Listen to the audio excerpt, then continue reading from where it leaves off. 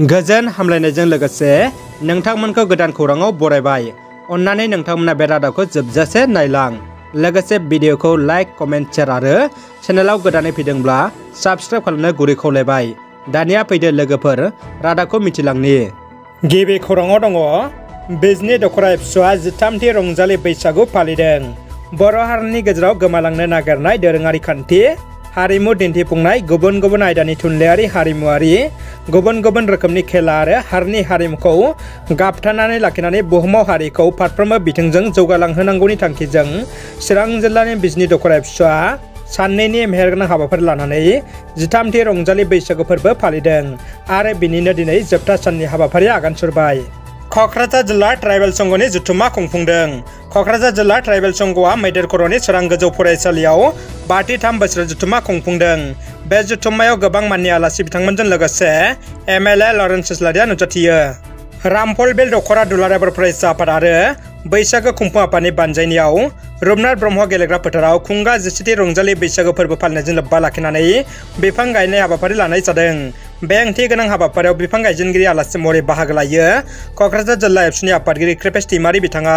बिथांजों लोगोसे जिल्ला एबसुनिफ्राय आलासि महरै बाहागो लायो नेहाथारि रतिना नार्जारि आरो सुबुं फोनांजाब नेहाथारि थानेश्वर ब्रह्मआ। गुवाहाटी मिउनिसिपेल कर्परेसननि बिसायख'थिनि फिथाइखौ दिनै फोसावबाय। गुवाहाटी मिउनिसिपेल कर्परेसननि बिसायख'थियाव BJP दोलोआ बांसिन मासि मोनना देरहानो हायो। गासै 60 मासिनि 22 मासियावनो BJP आरो जथाय दोलोआ मोननो हादों। गुबुन फारसे AJPआ मोनसे, आप दोलोआ मोनसे देरहानो हायो। कंग्रेसआ मोनसेबो मासियावनो देरहासार जानो हायासै। दिनै चिरां जिल्लानि खुंग्रिं दालाइसा एबसुआ खुंग्रिं कमिउनिटि हेल्थ वेलनेस सेन्टारनि मानगोनां CSO community health officer miss Gayatri Das बिथांजोआ सेन्टारनिफ्राय ट्रेन्सफार जानायखौ खुंग्रिं दालाइसा एबसुनिफ्राय गांसे आर'नाइ होनानै बिदाय होदों। गोबां अखा हानाय आरो बार बारनायजों गासै ओनसोलावनो बिफां लाइफां न' बां बायदों। रायजो राजाफ्रा गोबां खहा जादों। उदालगुरि जिल्लानि पकटपारा ओनसोलावबो न' बांनि थिंफोरा बुखारदों आरो सिलिंखार जादों। बैफोर जायगाखौ दिनै बिटिआर निएमनिल' सरगियारिया नायगिदिंना खौरां लाहैदों।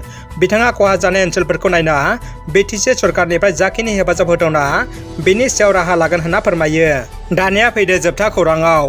बर' सावथुन मुलुगनि मुंदांखा फेस्ला फावखुंगुर फैला जे बरगयारिया समाजारि बिजोंनि गेजेरजों बिसानिसिम गोनांथार खावलायदों। बिथां फैलाया फेसबुकनि गेजेरजों ओरैबायदि लिरदों, जायफोर महरगिरिफोरखौ बिसाया बेन खालामदोंमोन बेखौ दिखांनानै लाफिननांसिगौ। सम आरो थासारिया जोंखौ दिनै खावलायबाय। जोंनि हारियाबो जौगा थासारियाव सफैबाय। आथिखालनि खायसे रायजो राजाफोरनि नोजोराव सोरनिबा नायथावै सावगारि भाइरेल बायदिफोरा सानफ्रामबो जाफ्लेबाय थानाय मोनसे फिसा जाथायसै। बे मोनसे फिसा जाथायखौ लानानै गले गले दान्थे बिदान्थे खालामबाय थानाया जोंनि आदुवानि सिनायथि। दिनै बिदिखौनो बुंदों, बुंबाय थादों, बिसाखौ मिनिदों, थामसा खालामदों। आंनि मोन्दांथि बिदि भाइरेल भिडिअ'आ उननि समाव हाजार फैनो थांगासिनो दं।